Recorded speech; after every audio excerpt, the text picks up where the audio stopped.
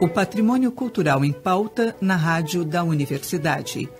Momento do Patrimônio. Produção e apresentação, Marcelo Coelho de Souza.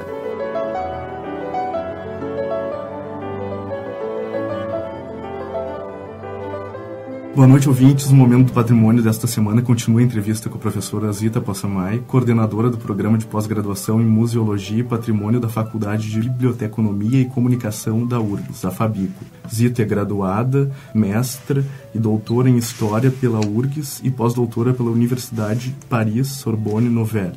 Seguimos conversando sobre museologia e patrimônio, suas novas tendências e reflexões. Zita, quais os principais desafios e tendências também dos museus na contemporaneidade?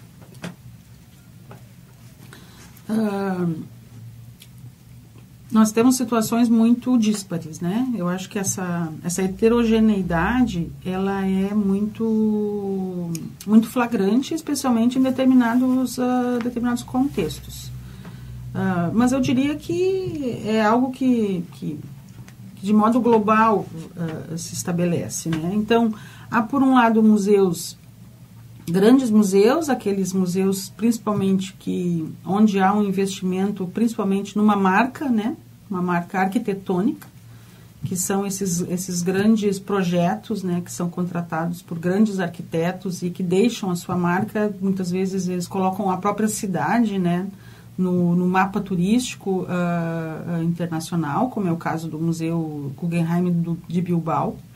Ninguém ouvia falar de Bilbao antes de existir o Guggenheim lá de Bilbao.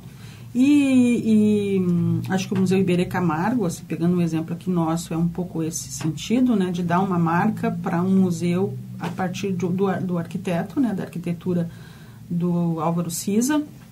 Embora, claro, a coleção do Iberê Camargo, por si só, já seria, né, uma marca. Mas, do ponto de vista também da arquitetura, seriam esses grandes museus. São grandes museus também no sentido de que, muitas vezes, claro que o Iberê não é um exemplo disso, outros museus sim, em que a arquitetura ela sobrepuja a coleção. Então, a coleção ela não é tão importante ou tão valiosa quanto o museu, né? Um exemplo disso é o Museu Vuitton, da Louis Vuitton, que foi inaugurado na França há pouco tempo, que a arquitetura é algo simplesmente espetacular, é um navio, né, em plena Paris, mas que o acervo de arte contemporânea não, digamos assim, não está na mesma valorização, na mesma importância, vamos dizer assim, né? O grande exemplo brasileiro desse tipo de museu é o Museu do Amanhã, né, no Rio de Janeiro. Exato, até eu iria entrar nessa questão também hoje da interatividade, né? Uhum. Tem o Newseum, que agora é de Washington, que todo mundo fala muito. Uhum. O que tu pensas, Zita, a respeito? Esse é um tema, é o tema do momento, né? Uhum. Discutir essa questão da interatividade, mas também a questão do museu como um espetáculo, né? Então, se por um lado nós temos museus como o Museu do Amanhã, em que pode-se dizer que, tirando a arquitetura, nós não temos patrimônio nesse museu, né? Eu brinco com meus alunos que se faltar luz não tem mais museu, porque tudo está relacionado à tela, né? A tela, ao uso da tela, ao uso do visual, ao uso do vídeo, né? Então, na verdade, é um grande... A proposta é interessante no sentido de fazer pensar sobre o amanhã, né? Pensar sobre o planeta, pensar sobre as questões ambientais. Esse é o objetivo do museu e acho que ele tem um sucesso realmente muito grande desse ponto de vista. Por outro lado, se o museu ele é concebido para ser um espaço em que esse patrimônio ele seja salvaguardado, pesquisado, etc., ele deixa um pouco assim, mas qual é, afinal de contas, o propósito desses museus? O Newseum, eu não sei se nós estamos falando do mesmo museu, se for o de Washington, eu diria que ele não entra tanto, ele entra no aspecto da interatividade, mas ali ele tem todo um acervo claro, que é preservado, que é justamente das comunicações, dos jornais. Eu me lembro, visitei há muitos anos um estágio que nós fizemos, um grupo de brasileiros lá, e eu recordo, por exemplo, que todas as primeiras páginas dos jornais estavam expostos, né? Ou então tinham, por exemplo, um estúdio de TV em que as crianças, que eu acho que o Museu da PUC tentou fazer algo parecido, né? Fundamentalmente, eles todos têm uma questão, né, social e de educação, né? Que inclusive é muito a tua área, né? Queria que tu falasse um pouco dessa questão do museu da educação. Ao lado desses grandes museus e que muitas vezes ele visa um público em massa, né? Turístico, muitas vezes, esse público que circula, né? Que é da cidade, mas também que vem de fora. Nós temos esses museus locais que são museus muito interessantes porque são processos que envolvem os grupos, né? Os moradores.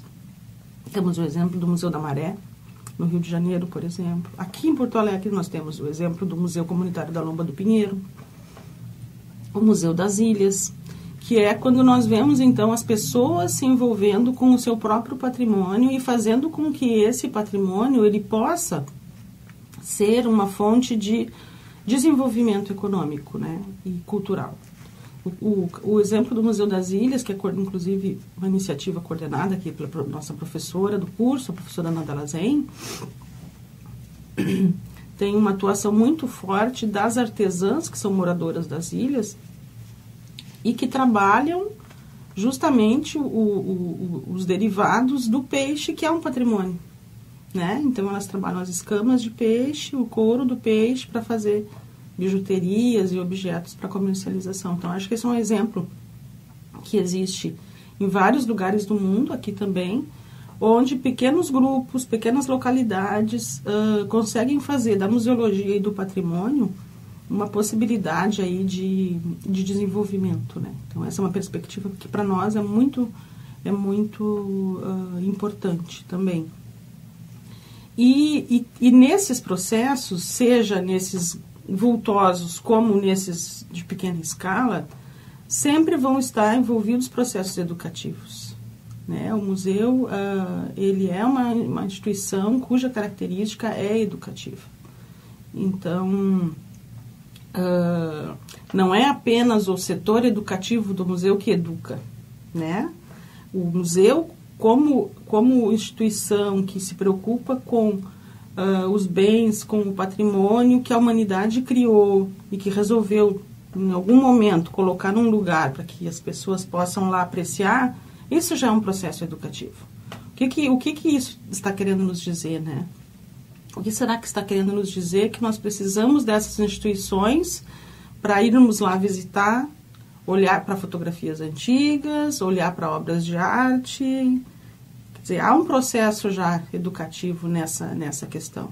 A própria ida ao museu é um processo de deslocamento, né, do cotidiano, de saída do seu cotidiano, de parada, de um ritmo, né, para entrar num espaço que é distinto, onde nós vamos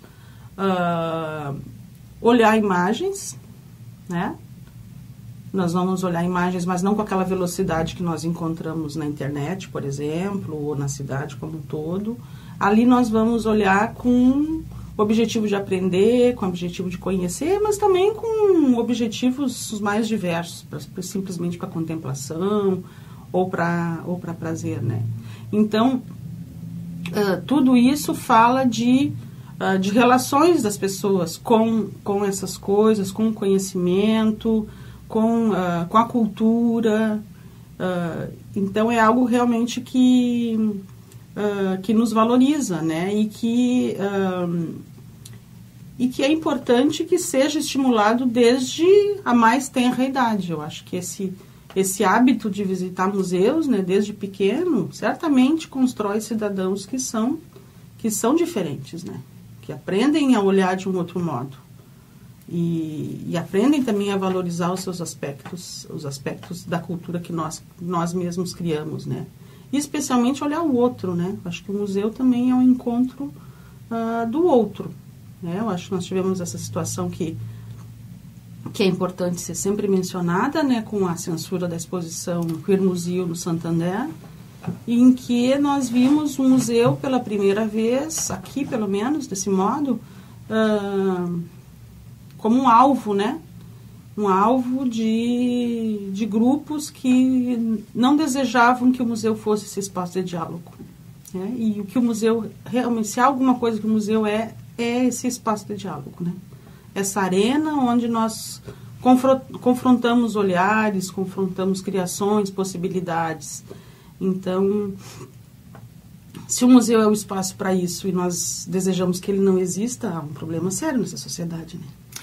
E é engraçado porque muita gente, assim, às vezes vê os museus como algo arcaico, mas é extremamente interessante como, há pouco tempo, como a senhora citou, a questão do Queer Museum, trouxe uma reflexão que, assim, na verdade, as exposições, assim, têm abalado bastante a sociedade, né? É interessante e estimulante, ao mesmo tempo, pensar que o museu ele se colocou nesse momento, né? Como um espaço censurável, né? Um espaço de censura porque ali é um espaço de liberdade, né? Acho que é essa que é a questão. Não é de agora que essas questões estão no museu, elas estão há séculos, né? Elas estão há séculos, mas por razões, né, sociais, políticas, principalmente políticas e ideológicas deste momento aqui no Brasil, o museu, como esse espaço de diálogo, ele se tornou um alvo, né? Então é interessante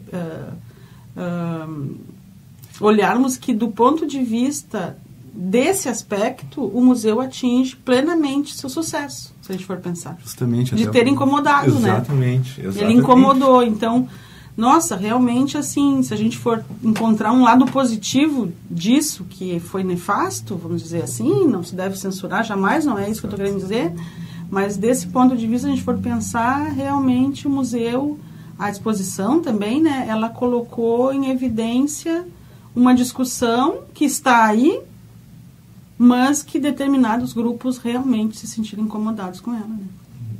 Então, que bom que ela vai voltar, né? Ela vai voltar lá para o Parque Lage, no Rio de Janeiro. Sim,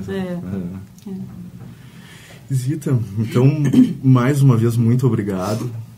Eu que agradeço pela oportunidade para falar sobre museu e patrimônio. Que ótimo, não? E convidar, assim, fazer um convite para as pessoas visitarem os museus. Ótimo. Né? Ou de Porto Alegre, ou os mais próximos, ou os mais de longe. Porque é muito comum também, né, Marcelo? As pessoas que visitam outros países, a primeira coisa que fazem é visitar seus museus. Mas os seus museus da sua cidade não conhecem. Sim, aquela história de que santo da casa. Então, um convite aí a visitar seus museus. Ótimo, aproveitando a Semana dos Museus agora. Então, muito obrigado, Zita. Encerramos a segunda entrevista com a historiadora e professora Zita Passamay, que coordena o programa de pós-graduação em Museologia e Patrimônio da Faculdade de Biblioteconomia e Comunicação da URGS, a FABICO. Boa noite a todos e uma ótima semana.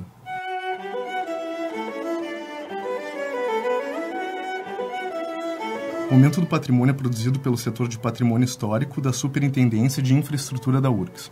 O SPH coordena o projeto Resgate do Patrimônio Histórico e Cultural da Universidade, responsável pela restauração, manutenção e adaptação do conjunto edificado da URGS. O projeto de acessibilidade do prédio da rádio da universidade está em fase de captação de recursos. Saiba como contribuir através do site urgs.br/patrimônio histórico. Produção e apresentação Marcelo Coelho de Souza, na técnica Jefferson Gomes.